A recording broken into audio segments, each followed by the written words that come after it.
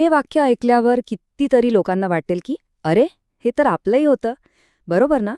एखाद्या कामाची सुरुवात करायची आहे, पण आपण एका शुभ मुहूर्ताची वाट बघत बसतो. सोमवार येऊ दे, महिन्याची पहिली तारीख येऊ दे, किंवा मग नवीन वर्षापासून तर नक्कीच करू. पण असं का होतं? मानसशास्त्रामध्ये ना, या सवयीला एक भारी नाव आहे, द फ्रेश स्टार्ट इफेक्ट. म्हणजे काय? तर आपला मेंदू भूतकाळातल्या चुका विसरून एका नव्या, कोऱ्या पाटीवर सुरुवात करायला बघत असतो. त्यासाठी तो अशा नवीन सुरुवातीच्या क्षणांची वाट पाहतो.